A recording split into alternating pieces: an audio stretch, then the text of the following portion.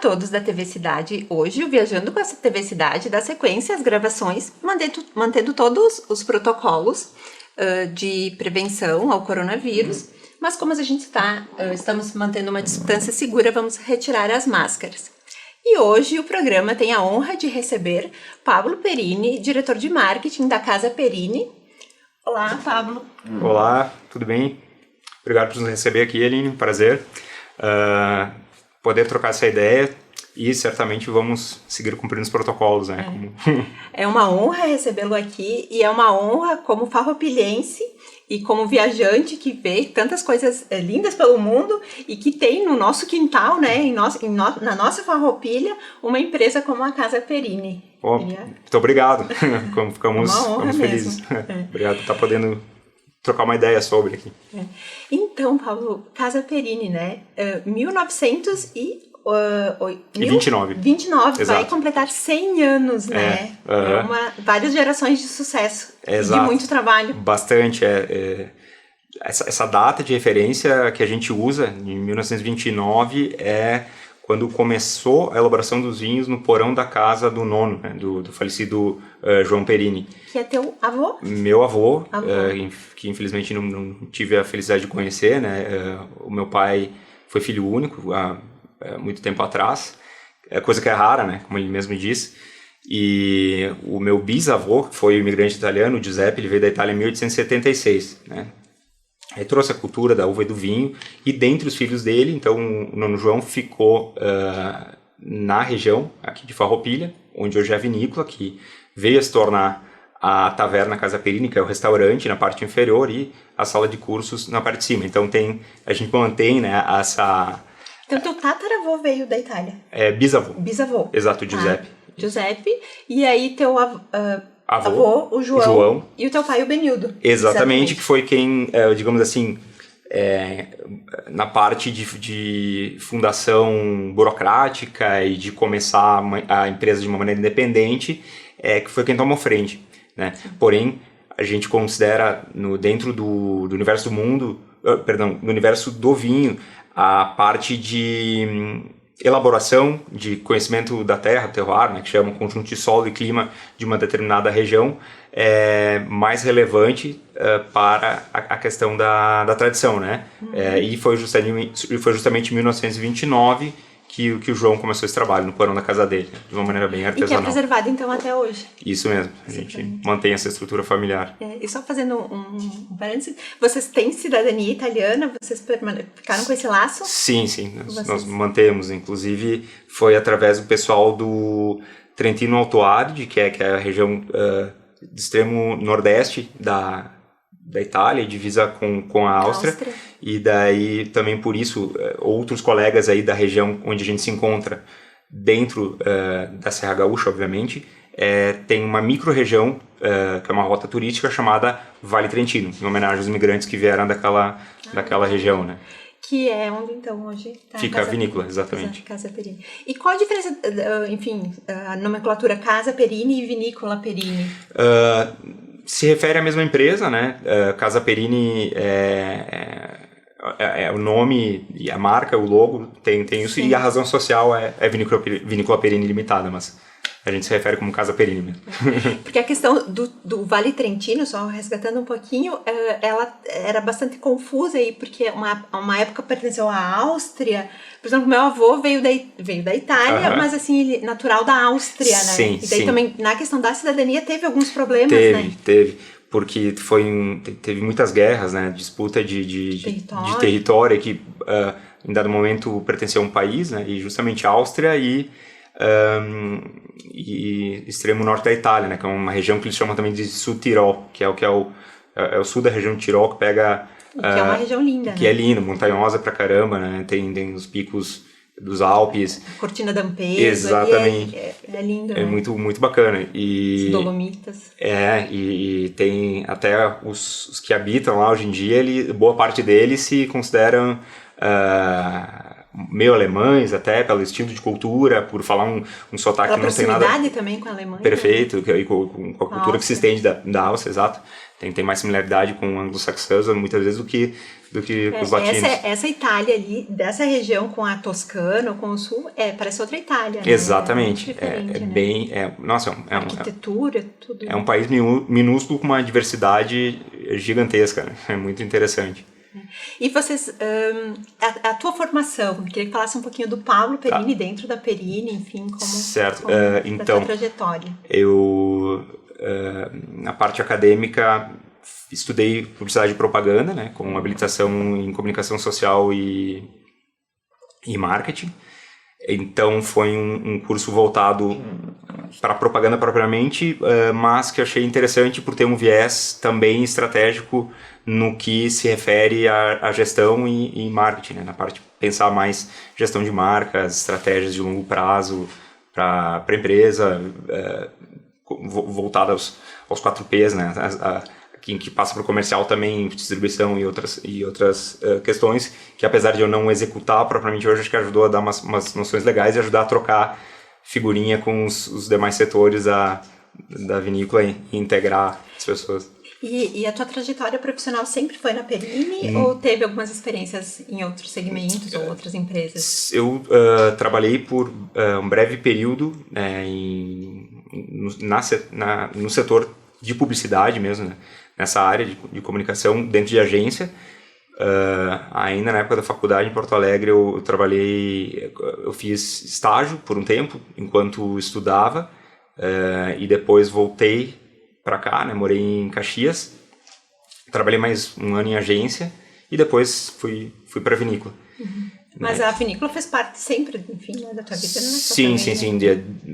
Na infância, em alguns momentos, fiz trabalhos, né? ajudando, né? Algumas questões de entrega ou de linha de produção que achava até divertido participar. E que vai contribuindo, claro, né, para tudo que é, tanto o profissional como a empresa, né? Exatamente. Então, às vezes, muitos pequenos detalhes a gente não dá valor, mas, enfim, reflete, né? Com certeza. E os concursos, né? O Moscatel da Perini, né, para nosso orgulho, né? E penso que muito para vocês também, né? Foi eleito o 5º melhor vinho do mundo. Exato. Né? Então, me fale desse concurso e desse bastidor, de como tudo isso acontece, né? Para se chegar nessa premiação. Né? Certo. Então, como é que funcionou? Esse é um ranking que acontece anualmente, tá? Parece que no exato mesmo modelo que eles fazem já não estão fazendo mais, enfim. Mas, basicamente, ele é um ranqueamento que deriva do cruzamento dos resultados de uma série de outros concursos. Ou seja, entre aspas, melhor dos melhores, né? Que eles fizeram nesse ano que a gente levou esse reconhecimento. Então, tinha alguns concursos bem renomados, com uma boa credibilidade, que obviamente todas as degustações são às cegas, né? E onde que aconteceu esse concurso? Esse último foi na Inglaterra, tá? Que era de jornalistas especializados, críticos, etc. Mas os demais concursos que passaram, vamos dizer assim, um filtro para poder selecionar os que participariam desse último e que colocaria esse ranking mundial do final do ano, foi em diversos lugares do mundo, né? Teve países importantes ligados a vinho na Europa, nas Américas e assim por diante. Né? E por todos esses processos, o Moscatel passou. Passou, exatamente. E é interessante porque é um concurso que aceita vinho, né? Categorias das mais variadas. Branco, rosé, tinto, licoroso, espumante. Então, o Moscatel é um vinho. Exatamente. O pessoal Isso confunde bastante. Confunde, né? Exato. Não, mas eu vou tomar um champanhe. Exato, como as pessoas conhecem popularmente ainda, né? Que, na verdade, a gente trata no Brasil como espumante, né? Então, nos explique, né? Vamos aqui falar corretamente, vamos aprender hoje, né? Então, o que é o champanhe, o que é o moscatel, por que ele é considerado um vinho? Certo.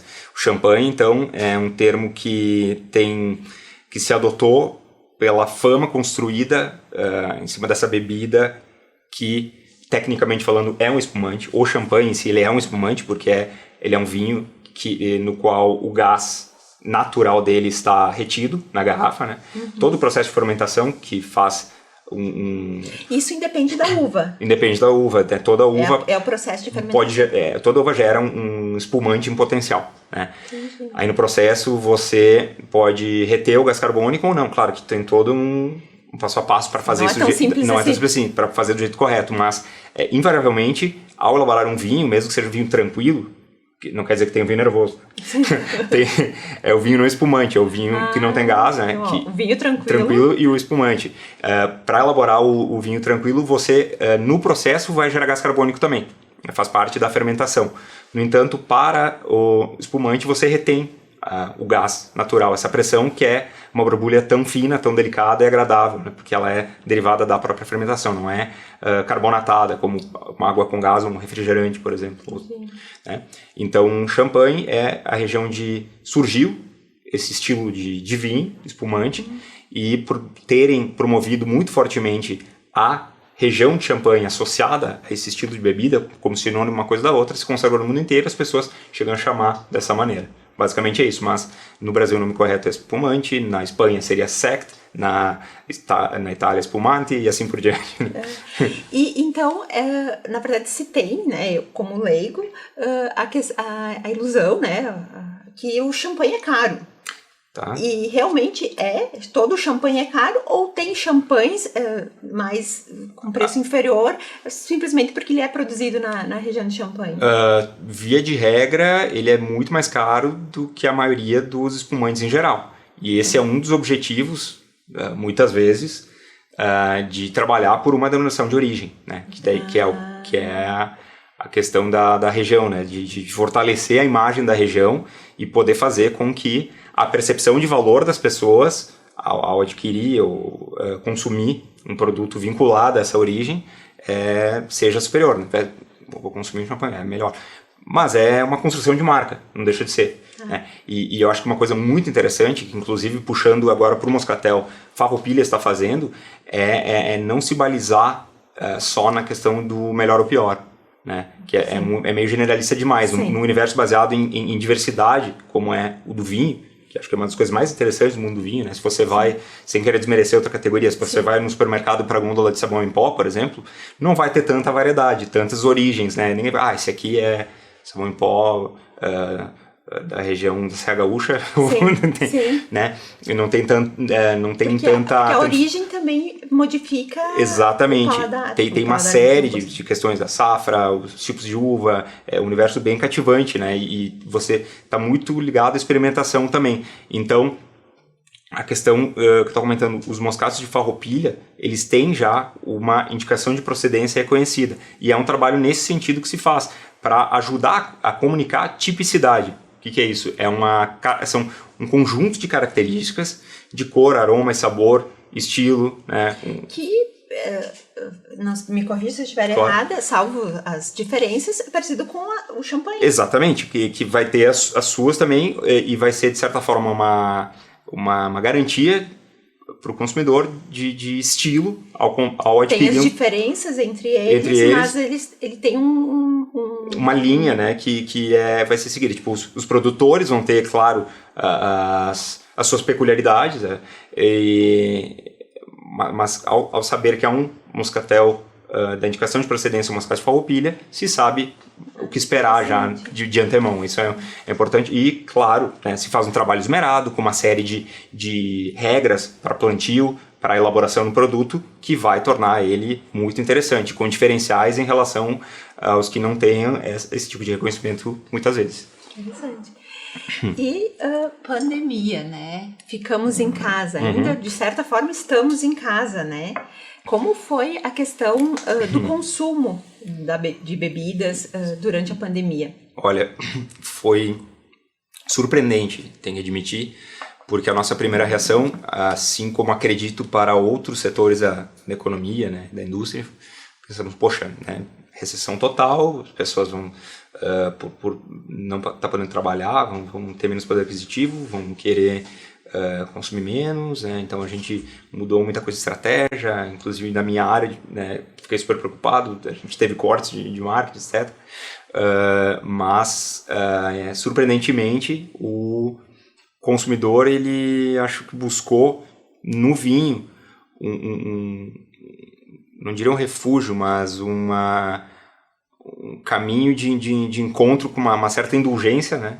Se permitir... Bem-estar. Um bem-estar, se permitir ser feliz em casa, com a família, né? Assistindo lives, que também isso Exato, se assistindo live, assistindo série, ou talvez lendo, fazendo algumas atividades que é possível que tenham ser abandonado, porque acho que o vinho ele tem muito esse apelo do consumo à mesa, em grupo, com amigos muito próximos, com a família. E o período que também, né, se instalou a pandemia foi final de março, né? Que era a entrada de inverno, né? Exato. E também isso remete mais ao consumo do vinho, né? Exatamente. E uma característica importante é que invariavelmente as pessoas costumam dedicar uma parte dos recursos que elas têm por um determinado ano para ou viagens ou semanalmente para ir para restaurante, etc., que em boa parte do ano passado e desse também não está sendo tão fácil de fazer, né? Ou nem possível.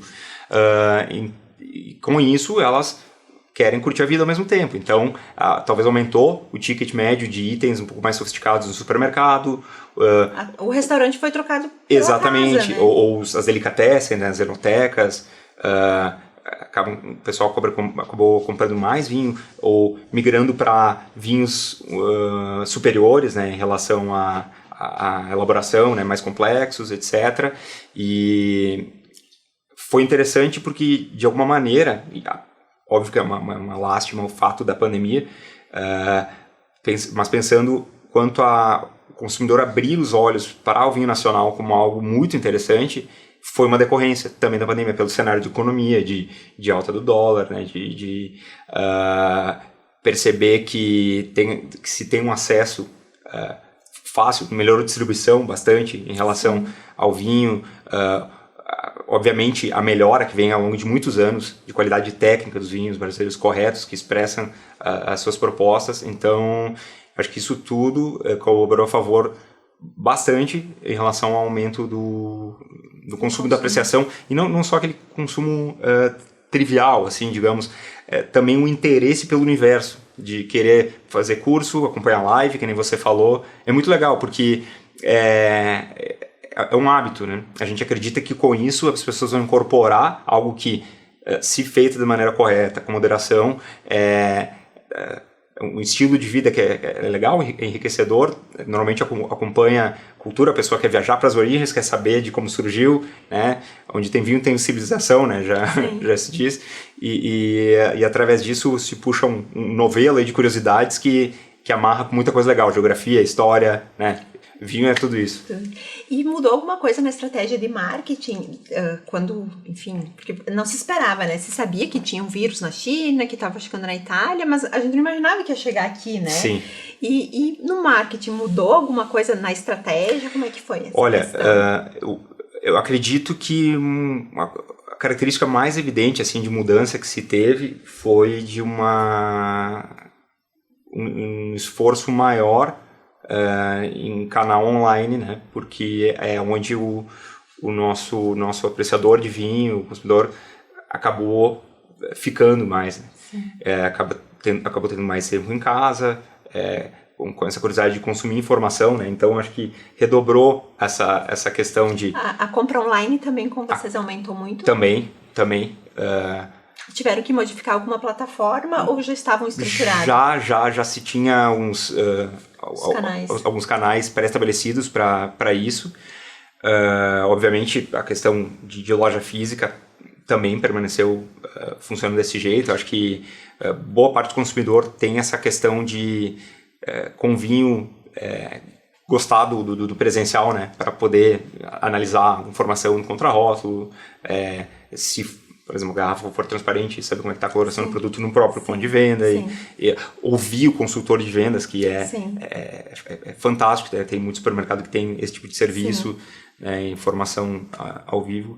E voltando à questão de comunicação, especialmente dentro do marketing, eu acho que essa questão de levar a informação através de live, por exemplo, nós fomos até onde se pesquisou a primeira vinícola a começar esse trabalho de passar informação através de live, interagindo, saciando dúvidas. A gente descobriu que o nível de curiosidade sobre o tema é realmente muito, muito grande. As pessoas se debruçaram sobre isso, pediram temas diferentes. A gente fez série sobre rolha, né, que é uma coisa muito específica. As pessoas adoraram, sabe? Teve um nível de engajamento muito bacana. Se fez visita virtual dentro da própria vinícola e foi um resultado Descobriu muito... um mundo que não se pensava existir. Exatamente, né? Às vezes não de uma forma que gostaríamos. Que gostaríamos, mas é aquela velha história das crises impulsionando pro crescimento e para se reinventar. E a Casa Perini, né, farroupilhense, né? Certo. Como ela está inserida nas rotas? Como os turistas encontram a Casa Perini? Eles vêm de alguma rota? Como é que está a questão da inserção da Casa Perini em Farroupilha?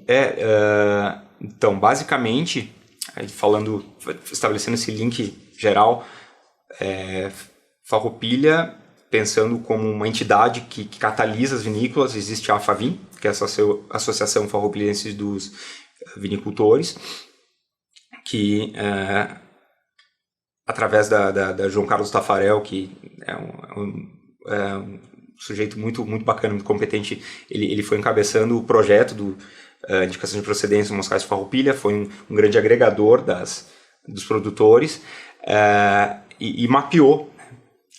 As vinícolas participam, como é que é a tipicidade desse moscato produzido em Farroupilha, mas obviamente não é só disso que as vinícolas vivem. Tem uma série de outros produtos da Casa Perini e de outros produtores também premiados, super reconhecidos. E daí dentro de Farroupilha tem rotas específicas para se fazerem as visitações.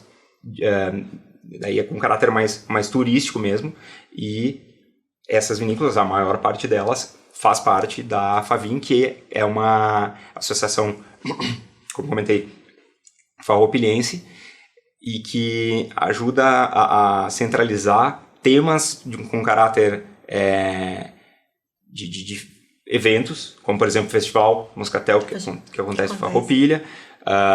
Inclusive, a notícia que o Jonas nos deu semana passada, que vai ser em novembro, né? Esse ano vai ser postergado um pouquinho, mas vai acontecer. Isso mesmo. Tem a seleção de vinhos de Farroupilha, que é um concurso para o pessoal brindar a evolução, que tem ocorrido ano após ano, né? Também é a FAVIN que filtra isso, e ela ajuda vamos dizer assim, a ser um núcleo para que através dela se criem outras centrais, assim, ou de promoção ou de rotas, como é esse caso, né? Então, se promove a região através da FAVIN com as micro-regiões, seriam essas rotas específicas que podem geograficamente estar um pouco mais dispersas. Então, através disso, existe uma possibilidade, né, que foi lançada através de alguns associados, que a gente está estudando ainda, nem foi debatido, mas pode funcionar bem, que é de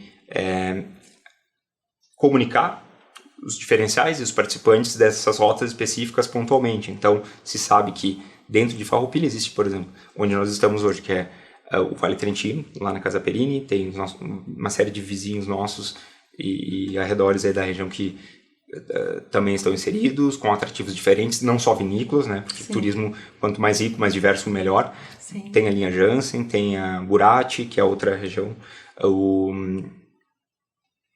Desvio Blaut, por exemplo, que é muito interessante também, cada um tem sua peculiaridade de paisagem, de atrativos. Aí, claro, desdobra para outras questões, né, de natureza, como o Salto Ventoso, que é super icônico. Cervejas também, né? Sem dúvida.